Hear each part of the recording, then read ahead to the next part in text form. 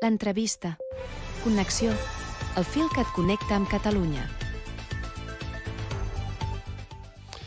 Què tal? Benvinguts a aquest especial que fem avui aquí a Rap Ràdio amb una entrevista que ens venia molt de gust de fer. Ja sabeu que ens hem proposat anar conversant amb tots els candidats o que han manifestat la seva intenció de ser candidats a l'alcaldia de Barcelona. I avui ens acompanya un amic de la casa que ja ha passat més d'una vegada pels micròfons de Rap Ràdio, que és el flamant candidat de Barcelona en Comú a les eleccions municipals del 2027, Gerardo Pisarello.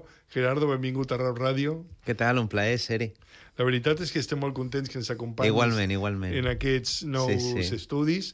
Estàs en un moment de canvi personal, imagino, no? Després de tants anys a... Quants anys fa que estàs a Madrid? Doncs ja porto 6 anys a Madrid. Vaig estar 4 a Barcelona, com a primer tinent d'alcaldia, ja el 2010, Déu-n'hi-do, el temps que ha passat, però ja porto uns 6 anys a Madrid i ara molt content de, a poc anar tornant a Barcelona, a la meva ciutat. Ja arribarem a parlar de política municipal, però deixa'm que t'expliqui una prèvia que parlàvem aquest matí a la redacció, quan comentàvem aquesta entrevista que faríem, i parlàvem d'un valor en política perdut, que és el de la paciència, no? En el cas de Gerardo Pisarello, molta gent deia, i ja li ha passat, no? És a dir, ell ha perdut la possibilitat de ser el successor a Barcelona, l'han enviat a Madrid, perquè això es deia així, no? L'han enviat a Madrid i ja està, aquest està desterrat i s'ha acabat. Però amb paciència les coses evolucionen, les coses canvien i resulta que agafes el tren de tornada i tornes a estar en primera línia a la política municipal. Sí, una cosa inesperada, la veritat, perquè jo vaig marxar a Madrid content també, perquè, és a dir, jo sempre he dit, soc mestre, tota la vida he sigut mestre, soc fill de família de mestres, i m'agrada molt la tasca de la pedagogia política. Crec que la pedagogia en política és molt important, i és una vella tradició republicana, la pedagogia republicana. I per tant a Madrid m'ho he passat bé des d'aquest punt de vista, no? M'ha agradat molt poder allà fer una tasca d'explicació del que és la tradició republicano-democràtica. Madrid m'ha permès molt, ara que estem en aquest programa, parlar amb Amèrica Llatina, no? Perquè allà he pogut retrobar aquesta condició, com dic jo, que sóc un diputat orgullosament català i també un diputat d'ultramar, no? Perquè vinc de l'altre costat de l'oceà. O sigui que això m'ha agradat molt d'aquests 6 anys a Madrid i tenia pensat tornar a casa i bueno, m'he trobat que alguna gent propera m'ha suggerit, o sigui, que torni a la política municipal. Hem tingut unes eleccions primàries dins l'espai polític i finalment ha estat la gent del meu espai polític la que ha decidit que ho faci. És a dir, que té una part maca, perquè no sento que hagi estat una decisió imposada a dit per un aparell de partit. No? Em sento legitimat, però crec que això és propi de la política municipal i per tant estic molt, molt content i evidentment, sempre em passa que cada cop que arribo en tren des de Madrid i arribo a Barcelona, no t'imagines, germà, però canvia la llum, canvien els colors, dius, per fi a casa. Fantàstic.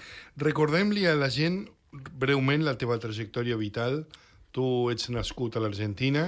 Exactament, jo vaig néixer a l'Argentina, a Tucumán, al nord d'Argentina, fill d'una mestra rural, d'un mestre que va esdevenir advocat quan ja tenia gairebé 36 anys, més o menys, i que va ser advocat en presos polítics allà a Argentina durant els anys 70, i va ser segrestat i assassinat durant la dictadura militar. Llavors jo creixo doncs, en aquests anys foscos, diguem. Sí, aquests anys difícils, molt difícils, en una mena d'exili intern molt dur, perquè nosaltres ens vam quedar sense res, amb una família molt modesta, sense propietats, vam anar a viure a la casa d'una tia que ens va rebre amb molt de carinyo, però amb molta por també. Allà no es podia esmentar el nom del pare, eren temps molt, molt difícils.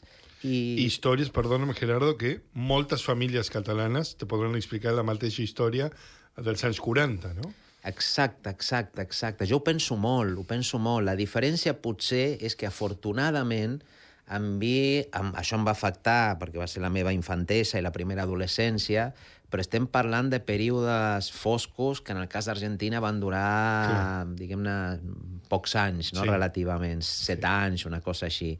Aquí estem parlant de 40 anys de dictadura i això es nota moltíssim, però sí, ho he compartit en moltes famílies d'origen català, perquè quan vaig tornar sent primer tinent d'alcaldia, que és com el vicealcalde, diguem-ne, de Barcelona, sempre hi anava a casals catalans i sortien totes aquestes històries, no?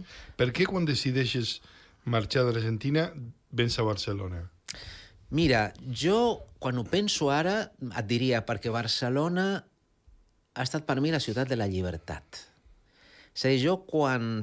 Ara ho veig retrospectivament, jo vaig sortir formalment d'Argentina per fer un doctorat a la Universitat Complutense de Madrid perquè havia guanyat una beca. Però evidentment estaves sortint perquè estaves fugint d'una història personal que era una història molt, molt dura. No? Era molt dura créixer en el lloc on s'havia assassinat el meu pare, en les condicions que això havia passat. Llavors vaig a Madrid, estudio en Madrid durant 4 anys, després vaig a Alacant i acabo arribant a Barcelona perquè em fan un contracte com a professor a la Facultat de Dret. Però quan jo ho penso sincerament de manera retrospectiva, penso que he acabat a Catalunya i a Barcelona com una mena d'exiliat polític, buscant la terra de la llibertat. I Barcelona finalment ha estat el lloc on tot això que jo havia perdut durant la dictadura argentina ho vaig poder recuperar, perquè arribo a una ciutat que de sobte és una ciutat d'una gran diversitat, d'una diversitat enorme, una ciutat que durant el franquisme va ser de les més combatives, de les que més va resistir a la dictadura. Quan neixen els meus fills aquí, neix la meva filla, jo me'n recordo de pensar home, una filla dona nascuda a Barcelona, aquesta serà una dona lliure, i efectivament ho és, no? És una mena de guerrera, lluitadora, molt conscient del que significa per ella com a dona viure aquí, però molt agraït i molt orgullós a l'hora de la ciutat, no? I per tant, ara ho penso així, o sigui, mai no ho havia verbalitzat com t'ho estic dient ara, però crec que com en una mena d'exili polític vaig acabar a Barcelona buscant la terra de la llibertat. I Barcelona és casa teva, deies, tornes en el tren i tens aquesta sensació... Efectivament, i crec que també té a veure... Jo crec que això també explica les raons per les quals jo soc net d'andalusos per part de mare i per part de pare, italians també, pobres, que venien des de Gènova i van travessar l'oceà.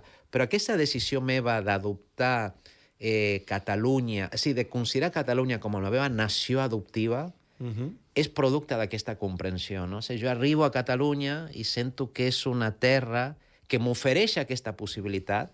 Tu pots ser català. Si vols ser català, pots ser català. I jo m'hi agafo però perquè lligo Catalunya a una història de resistència contra l'arbitrarietat, contra el mal govern. I a mesura que començo a estudiar la història de Catalunya, veig que des de fa molts segles, hi ha aquesta cosa, no?, de visca la llibertat, mori el mal govern, de resistència d'un poble que vol afirmar-se a si mateix, que ho fa amb una persistència enorme, amb situacions heroiques, no?, des de l'aixecament dels segadors, que és una cosa realment impressionant, a la resistència als absolutismes borbònics, amb la lluita contra el franquisme i contra el feixisme, a la lluita de tanta gent durant la transició. Els catalans som un poble, de vegades, amb poca autoestima o que ens costa reconèixer el que tenim de positiu, però el teu cas és una persona que arriba en aquestes circumstàncies que dius, que tens el sentiment de que el país t'obre els braços i tu te'l fas teu i acabes ocupant una posició de molta responsabilitat a la capital d'aquest país. Això parla molt bé de Catalunya, no? Absolutament, absolutament. I jo recordo, ara, per exemple, que efectivament em presentaré com a candidat a l'alcaldia de Barcelona, però el 2015, quan jo arribo a ser el número 2 de l'alcaldessa de Barcelona, de l'Ada Colau, ningú em va preguntar a mi d'on era, d'on havia vingut.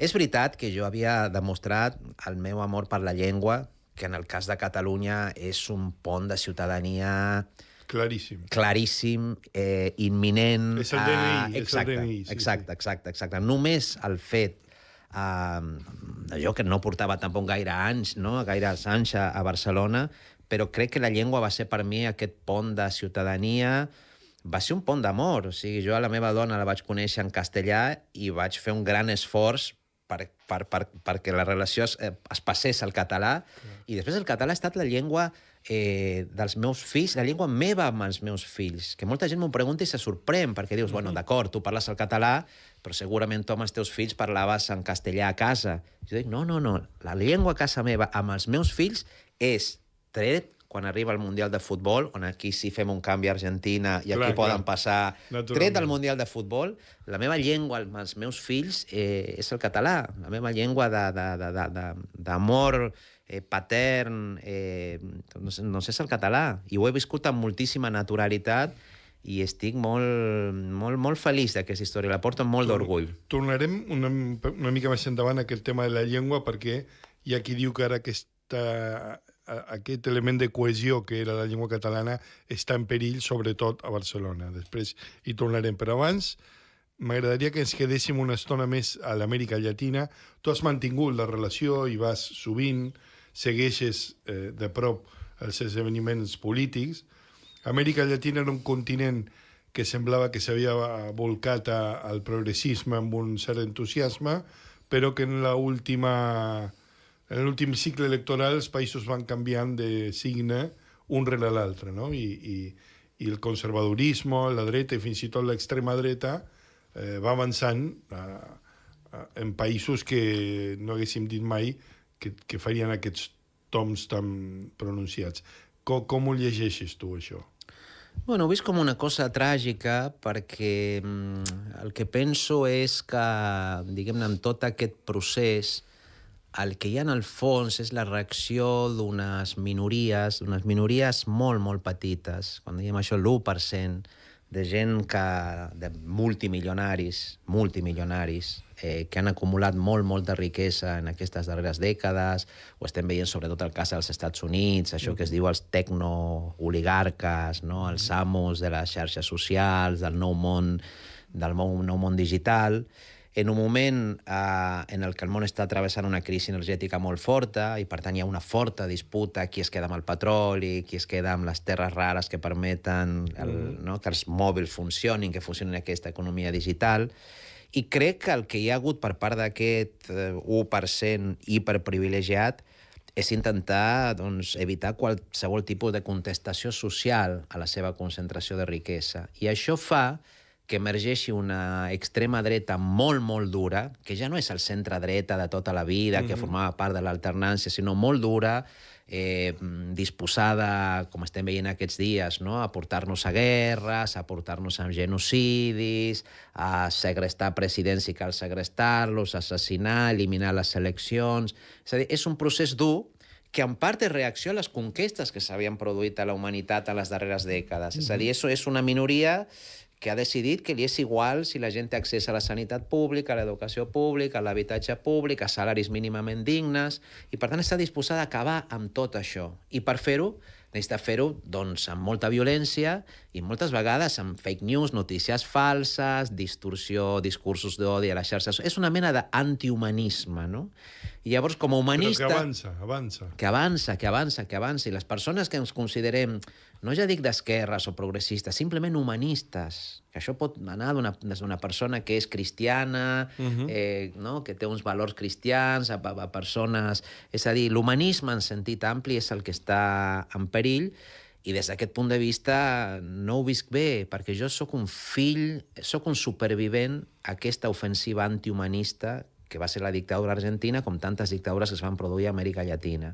I jo tinc un vincle amb molta gent que és conservadora, però el conservadorisme clàssic és una cosa. El que estem veient ara va més enllà, no? I jo veig gent que té idees conservadores que poden no coincidir amb les meves, però que dius, compte, perquè estem anant per un camí que és molt perillós, que ens porta experiències que quan les pensem, què s'assemblava això? Jo penso, les dictadures d'Amèrica Llatina dels anys 70, hi ha gent a Europa que diu aquí el franquisme, és una forma de neofranquisme, o és el feixisme com era a Itàlia, o és el nazisme com era Alemanya. Això és el que està tornant. Però també és veritat que noto, i aquesta és la part positiva i més esperançadora, que també hi ha una part importantíssima de la humanitat, a Europa, però sobretot fora d'Europa, que considera que això és un horror i que comença aixecar-se davant d'això i a reaccionar i a dir por aquí no podem passar. Aquest no pot ser el destí final de la humanitat. ¿No crees de todas maneras que las esquerras en general ha estat un error centrar el discurs en la por a l'extrema dreta que avança, vigilem, fer i front, però han abandonat el discurs propositiu de quina és l'alternativa i que potser ara és l'hora de fer un discurs de cares a la gent més en positiu i no tant amb la por al monstre que ve? Jo crec que aquí s'ha de mantenir un equilibri. O sigui, d'una banda, el problema de les esquerres és que no sempre han fet el que havien de fer per resoldre els problemes de la gent.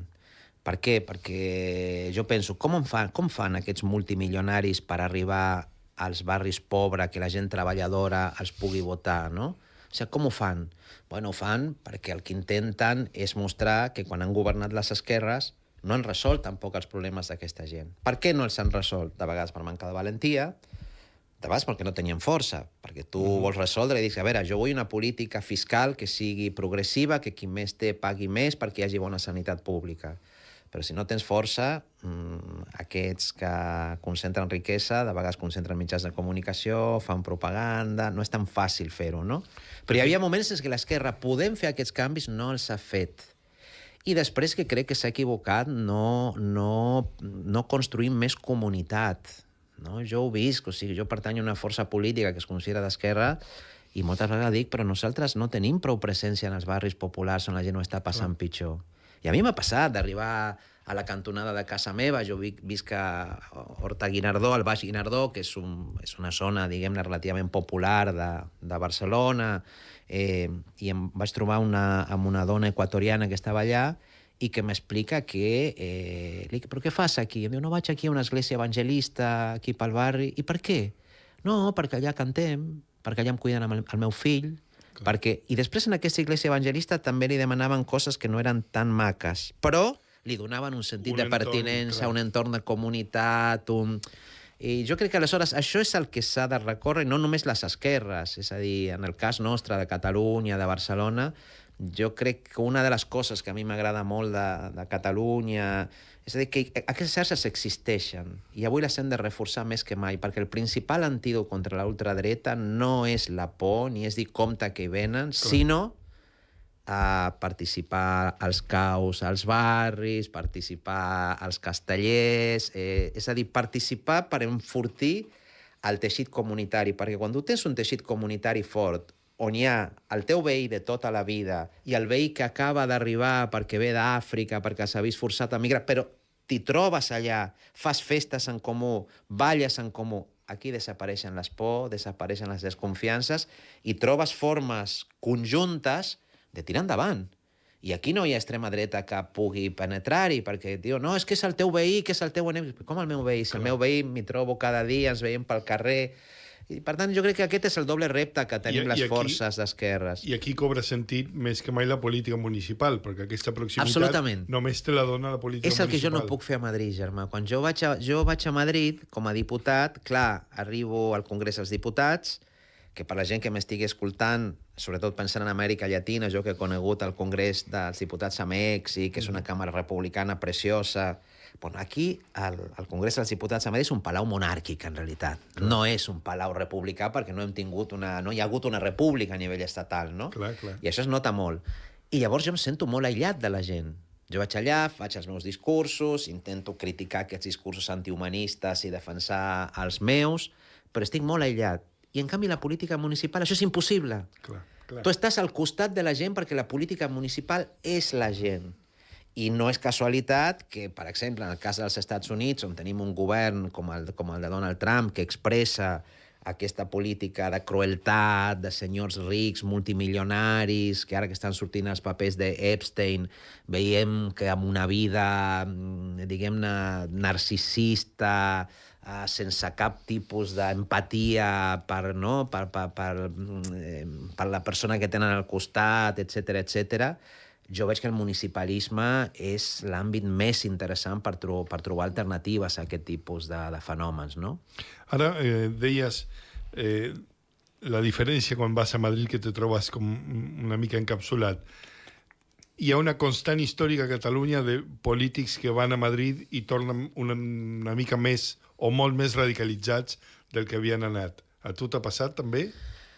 A mi m'ha passat en relació amb aquestes èlits, amb aquestes oligarquies, que jo a Madrid ho veig. Moltes de la gent que ara forma part del plantell de la ultradreta, que s'hi veu allà, són els mateixos cognoms que existien durant el franquisme i que es veu que són el poder judicial, que encara són a determinats espais institucionals. Això no ha canviat i això és una cosa terrible. Ara et dic una cosa, també el meu contacte amb el poble de Madrid, que és menys freqüent del que jo voldria, sempre és fantàstic. O sigui, em genera una gran admiració a gent que en barris populars de Madrid, en una situació duríssima, són les principals víctimes d'aquestes oligarquies, no?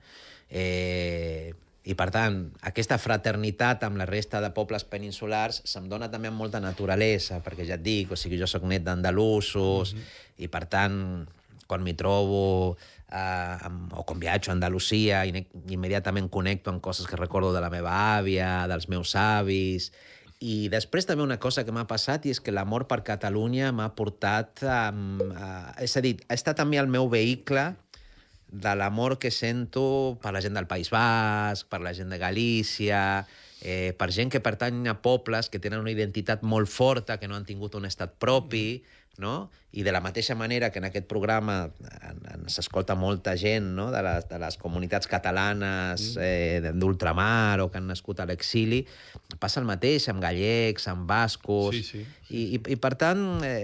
Però una cosa és, jo crec, i me sembla important fer aquesta distinció, són la gent, els pobles d'Espanya, i una altra cosa és una estructura, un estat, que ara quan hem vist aquest vodevil de desclassificació, de no començar un altre cop, terrible. I de voler un altre cop reivindicar la figura, i ens expliquen aquestes novel·les de que gràcies al rei van salvar la democràcia, i ens oblidem que la democràcia la va salvar la gent i la pressió popular i els sindicats i la lluita antifranquista, però aquell cop d'estat, si en una cosa va triomfar, és en fossilitzar unes estructures que estaven intentant canviar, o que estaven intentant canviar.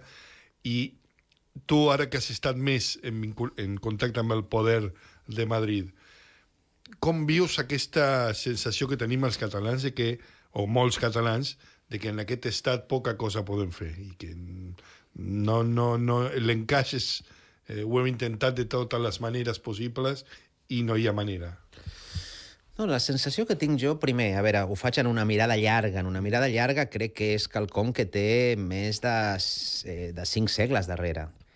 És a dir, el que s'estructura com regne, com això que anomenem l'estat espanyol, des de la conquesta d'Amèrica, començant pels reis catòlics, però després passant per Àustries, aquí ja hi ha una estructura institucional, amb Madrid com a capital a partir d'un moment determinat, que és una estructura oligàrquica que està allà, primer per negar la diversitat dels seus pobles i per xafar-la, diguem-ne, en qualsevol moment, no? En una estructura estatal que es nodreix fonamentalment de l'obtenció de recursos a Amèrica, que no aprofita això per industrialitzar, diguem-ne, el territori, en aquest cas el conjunt de la península, sinó que alimenta unes èlits de les que forma part un sector de l'Església Catòlica, una casta de senyorets, no?, que no viuen del seu treball, sinó que viuen de l'obtenció de renda i explotant el poble baix, a tot el poble baix, els catalans, els gallecs, els comuners castellans, no?, i que creen una mena de superestructura. Clar, la lluita contra aquesta superestructura ha estat present al llarg de tota la història, com em deia abans, la revolta dels segadors aquí no deixa de ser una revolta contra aquest tipus d'expressions, però han estat revoltes sempre derrotades per aquestes oligarquies, no? I si tu ja vas a la història més propera, tens 2 intents republicans, una primera república, una segona república, i després tens una dictadura de 40 anys. És que això no és ni el feixisme ni el nazisme, són 40 anys. I llavors la transició que es va viure, bueno, va ser una transició en el moviment antifranquista que a Catalunya es va expressar no només com un moviment d'oposició social al franquisme, sinó també com un moviment d'afirmació nacional, diguem-ne, català, va aconseguir canvis, però canvis molt limitats. Perquè, a diferència... Jo que vinc d'Argentina, bueno, Argentina, als hereus de la dictadura dels anys 70, el senyor Videla va morir en una presó ordinària condemnat en un judici amb totes les garanties, amb les que ell no havia donat a les seves víctimes, però va morir condemnat. I aquí la impunitat és enorme, no? Brutal. És tan gran aquesta impunitat que, com deies tu, aquesta setmana hem vist com es desclassificaven uns documents, o suposadament es desclassificaven, que s'han fet de manera molt limitada, uns documents que el que ens mostren és que el senyor, que en aquell moment era rei d'Espanya, doncs estava interessat en que es produís un moviment per limitar la democràcia. Clar. No? Per limitar la democràcia. No li calia un cop d'estat, però sí que li calia que els militars es queixessin perquè la resta digués, bueno, ara ja llavors no podem protestar, perquè no torni el franquisme, doncs Catalunya no vol tanta autonomia, el País Basc no vol tanta autonomia, els sindicats deixen de fer vagues, acceptem limitacions salarials, i llavors van aconseguir tenir una democràcia domesticada. I avui veus que l'intent és el mateix. Jo formo part, des de fa 6 anys soc diputat a Madrid, i per primer cop des de la Segona República hi ha un govern del Partit Socialista que té suports de partits independentistes i de partits republicans d'esquerra.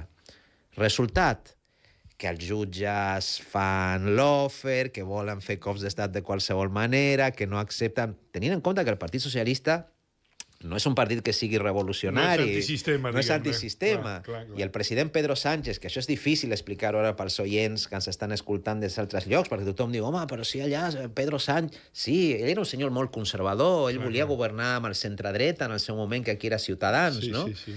I tanmateix, el gran pecat... S'ha vist forçat a tenir relacions i a pactar amb partits republicans, independentistes i no independentistes, i aquestes èlits que, com et dic, venen de segles i que, sobretot, durant el franquisme han agafat molta força, no li perdonen i no el deixaran sortir en vida d'allà. És a dir, jo crec que si Pedro Sánchez continua al govern és perquè ell sap que si dimiteix va directament a la presó. Clar. Perquè són unes èlits és a dir, amb un sentit de revanxa molt forta. Malauradament es queden 15 minuts, jo me quedaria 3 hores xerrant amb tu. Te porto un altre cop a Barcelona, que de fet podríem dir, bueno, la política municipal és lo petit, l'important és l'Estat, l'important és les comunitats, però recordem que van ser eleccions municipals les que van provocar grans canvis a l'estat espanyol, històricament, no? Sempre. Tot el que explicàvem ara, tot el que jo et deia d'aquesta història, d'aquestes èlits, aquestes oligarquies, la resistència va ser fonamentalment local. Fonamentalment aixecaments locals, governs locals. Quan la gent aquí diu no, visca la llibertat o el que sigui, o mori el mal govern, el mal govern és el govern llunyà. Clar, sí. És el govern que està lluny. Sí. I és lògic que sigui així, perquè la democràcia en un sentit estricte només és possible a l'àmbit local. És proximitat. Sí. I llavors no és casual que això que dèiem, Primera República, municipalisme. Segona República, les ciutats que s'aixequen i els grans pobles, no?, contra aquests governs monàrquics, oligàrquics. L'antifranquisme, les grans mobilitzacions a la ciutat. Clar, jo confio, a mi m'agradaria que aquest 2027 sigui l'expressió, és a dir, ja hagi quallat una manera al món sencer d'enfrontar aquestes polítiques de la crueltat i de l'odi. Als Estats Units està passant. Sí, està passant. Nova York, Chicago, Seattle... Hi ha una onada municipalista que està dient, la gent que viu a ciutats no volem que aquí ens enviïn unes parapolicies a perseguir els nostres veïns i veïnes amb independència del color de pell, de la llengua que parlen. La resistència és els governs municipals. La resistència és els governs municipals. I jo crec que això és una notícia interessant. Sí. Gerardo, tu vas arribar a una Barcelona que ja estava en procés de canvis, estava rebent una onada migratòria important que va provocar canvis. Ara tenim la sensació de que aquesta onada s'ha intensificat molt més. Ara tu te presentaràs unes eleccions en què el tema, o un dels temes centrals serà les migracions, i a més es vincularan, vulguis o no, amb la inseguretat, amb que els preus dels lloguers, amb que competència pels llocs de feina, pels autòctons. Això serà un dels eixos de la campanya. Com ho encares tu amb el teu background, no? Perquè tu ets un d'aquests que ha vingut a aquesta ciutat i se l'ha fet seva, i ara dius, no només me l'ha fet seva, sinó que vull encapçalar-la, vull governar-la. Jo, amb dues idees que per mi són importants. La primera, una cosa que jo no deia el 2010 quan vaig ser primer tinent d'alcaldia o vicealcalde de la ciutat, jo ara dic que vull ser el primer alcalde d'origen migrant. Ja ho era abans, però en aquell moment no era important. Ara ho és. Però no ho és per mi. Quan jo vull dir que vull ser el primer alcalde d'origen migrant, és que jo el que vull és evitar que a una ciutat com a Barcelona vulguin enfrontar els veïns i a les veïnes pel seu origen, pel color de la pell, per la seva condició. No. Perquè, com et deia abans, el problema és l'1% que està a dalt, que ha concentrat una gran quantitat de riquesa. No som les persones comuns o les persones que viuen del seu treball, els treballadors que viuen de la seva feina. Per tant, evitar que a Barcelona vulguin criminalitzar a veïns i veïnes nostres que viuen aquí, que tenen els seus fills a les nostres escoles i que potser han nascut a l'Àfrica o han nascut a Amèrica Llatina, on sigui. Jo donaré la cara per tota aquesta gent. Però alhora, afegeixo, el primer alcalde d'origen migrant profundament catalanista. I, per tant, mostrar que això pot ser perfectament compatible amb la defensa de la llengua catalana, amb la defensa de la cultura popular catalana de tota la vida. I és una cosa que, a més, també aquí vull fer una reivindicació, la meva condició d'argentí. Argentí ha estat un país de migracions, no? Ara ho comentàvem amb tu. Sí. Les onades migratòries de finals del segle XIX i començaments del segle XX, on arribava a Amèrica Llatina, Mèxic, Argentina, gent de Catalunya, d'Itàlia, de tants llocs, i això ha enriquit molt aquesta societat. Les ha fet més fortes, no? L'ha canviat, però l'ha fet més forta. Exacte. Gràcies a què? A l'educació pública, que ha permès que tots rebéssim la mateixa educació més enllà d'aquestes diversitats, als teixits associatius, als teixits veïnals, les corals... A una sèrie de drets bàsics que es van anar conquerint, no? Exacte. Pels mateixos treballadors, no? A nivell de drets laborals, socials, familiars. Però és probable que te trobis amb una Barcelona que fent, diguem-ne, la caricatura, perquè, evidentment, la Buenos Aires de finals del segle XIX tenia un 80% de població migrada. Això és una cosa que a Barcelona no ens podem ni imaginar, però que la proporció de nouvinguts és molt gran i faran falta polítiques valentes, com per exemple el que tu dius de la llengua, no? Fer entendre a tothom i treballar perquè el català sigui la llengua de cohesió i que sigui la llengua aquesta que t'atorga el DNI de català, perquè això ja ho sabem. Qualsevol que ens diu bon dia quan entrem a una botiga ja es canvia la cara, no? I dius, aquest és dels meus, no? Absolutament. Jo crec que molta gent... A mi em passa molt. Jo ara, això que et deia, jo visc al Baix Guinardó i, per exemple, una cosa que està creixent molt és que hi ha molts petits comerços que ara estan sent portats per famílies d'origen migrant, pakistaneses algunes, xineses d'altres, llatinoamericanes... I és sorprenent perquè bona part d'aquesta gent, quan viu als barris, entén molt ràpidament el que significa l'ús de la llengua, com tot bon comerciant, no? Que sap que un bon dia... Bueno, aquestes persones han de rebre també un suport de l'administració per poder fer això. Jo, per exemple, vaig aprendre el català gràcies als amics, gràcies a l'amor de la meva dona, però també gràcies a un servei de normalització lingüística que em donava classes, que eren classes gratuïtes, que eren unes classes d'una gran qualitat, a través de parelles lingüístiques, gent que era amiga, i no com els amics que m'havien conegut en castellà, que sempre em canviaven de llengua i em parlaven en castellà. I jo deia, home, no em canvi... Clar, tu necessitaves fer aquesta transició. Per tant, jo crec que igual que necessitarem enfortir aquestes polítiques, a mi, per exemple, em fa ràbia que a Barcelona ara no s'exigeixi la rotulació en català, o sigui, que no es compleixi la llei. Això és una cosa que s'ha de fer. I em fa ràbia perquè de vegades es critica a la gent migrant més humil, que moltes vegades potser no ha tingut el temps per fer una classe o no se li ha ofert una classe, i no, en canvi, els turistes rics que venen aquí, que parlen en anglès com si estiguessin a casa seva i donen per fet que tu has de respondre en anglès sempre, i que estan desnaturalitzant moltes vegades el teixit associatiu als barris perquè exigeixen un tipus de prestació que implica la desaparició del petit comerç. Absolutament, ho estem veient. Tot això s'ha de poder revisar, s'ha de poder revisar. També és cert que quan es va tocar ser tinent d'alcalde, moltes de les idees i de les polítiques transformadores que portàveu al programa van topar amb la paret d'un estat de signe contrari, de lleis, de marcs normatius i de dinàmiques de poder que escapen a l'àmbit municipal i suposo que ets conscient que te pots trobar amb un govern municipal, però que el govern estatal sigui un govern de dreta o d'ultradreta, que te posi les coses molt difícils. Absolutament, absolutament. Sí, evidentment, però jo per això és que tinc una mirada, diguem-ne, una mirada fraterna i plurinacional de l'Estat, en el sentit que jo, com a català, necessito que la gent basca, la gent castellana, la gent canària, la gent andalusa, que tots es mobilitzin contra aquesta petita oligarquia que ens posaria aquests problemes. Llavors jo vull que entenguin, el problema no som els catalans no tenim res contra la gent d'Andalusia, contra la gent de Múrcia, al contrari, molts catalans som fills també d'aquesta gent que ha enriquit Catalunya amb el seu treball, amb la seva... El problema el tenim amb aquesta petita oligarquia. Llavors, ajudeu-nos, o intentem entre tots plegats batallar cadascú des del seu lloc per intentar acabar amb aquesta oligarquia. Per mi, el pegament comú de tot això es diu republicanisme. Quin republicanisme? Bueno, depèn. Hi ha molta gent que a Catalunya que és republicana només d'una república catalana, hi ha gent que seria republicana d'una república de repúbliques.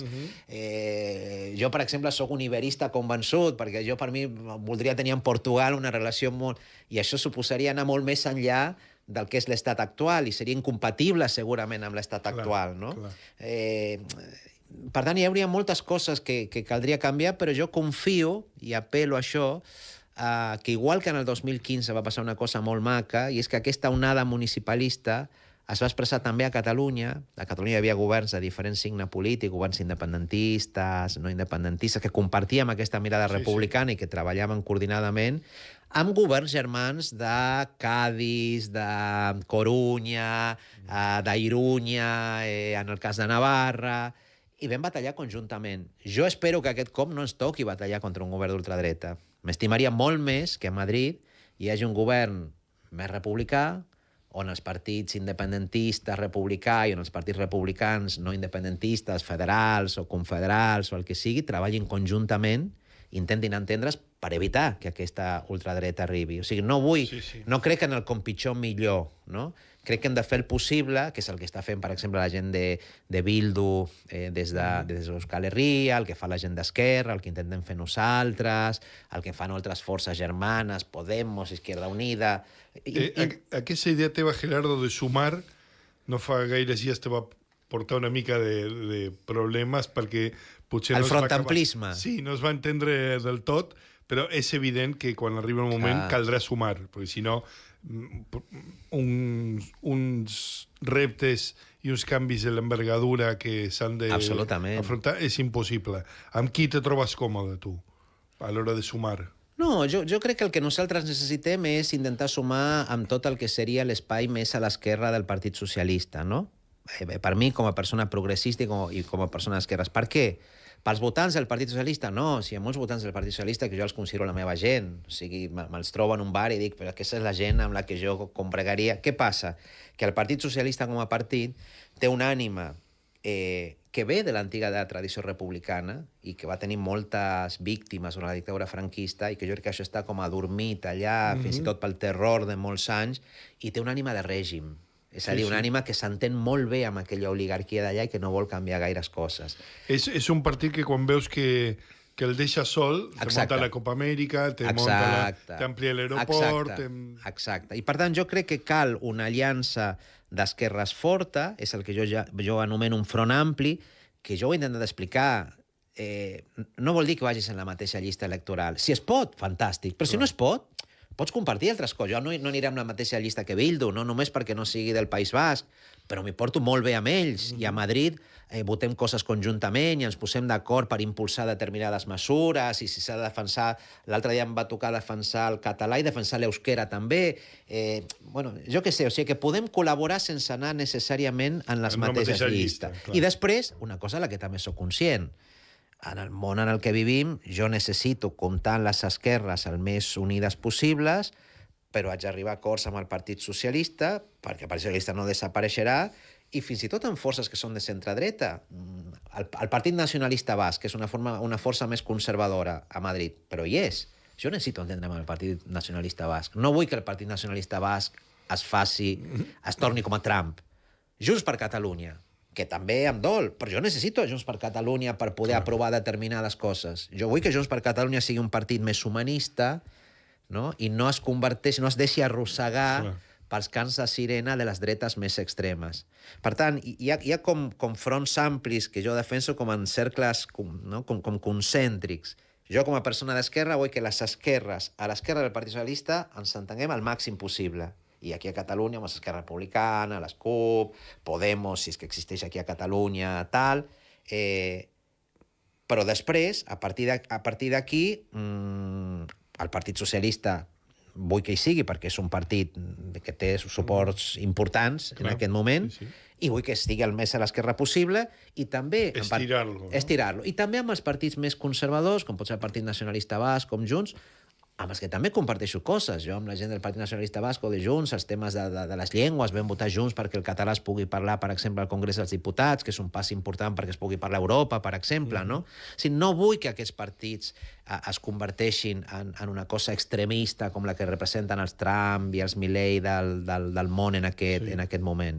I des d'aquest punt de vista estic disposat, no només disposat, crec que hem de parlar tots plegats, que aquí s'ha de recuperar una conversa entre totes aquestes forces, com a dic, contra un adversari comú i molt perillós, com dic, que és aquest 1% molt petit, que es vol arrossegar, però molt poderós, i que es vol arrossegar a un món invivible o fins i tot a la fi del món. I, per tant, en defensa de la vida, simplement, en defensa de la vida nostra, dels nostres fills, de les espècies del planeta i del planeta, hem d'aconseguir que aquest front humanista sigui un front, et diria, fins i tot global, universal. Necessitem un front humanista universal per salvar el planeta i per les generacions que vindran, perquè això està en perill ara. És terrible que això sigui, però és molt esperançador que potser hem hagut de passar per aquest procés perquè neixi la humanitat com una categoria amb interessos comuns, no? per tirar endavant la vida sobre la mort. I tant de bo tots aquests canvis tornin a néixer de l'àmbit municipal. Exacte. Com altres vegades en la història. Gerardo Pisarello, moltíssimes gràcies per aquesta conversa llarga que hem tingut avui, tranquil·la, distesa, teníem moltes ganes de fer-ho. Segurament repetirem. Serà un plaer moltíssima enorme. sort. Venen curves, o sigui que prepara't, perquè venen mesos complicats, però te desitgem tota la sort del món. El primer candidat d'origen migrant a l'alcaldia de Barcelona per les eleccions de 2027. Moltíssimes gràcies, un autèntic plaer. Aquí, tornem ben aviat. Gràcies.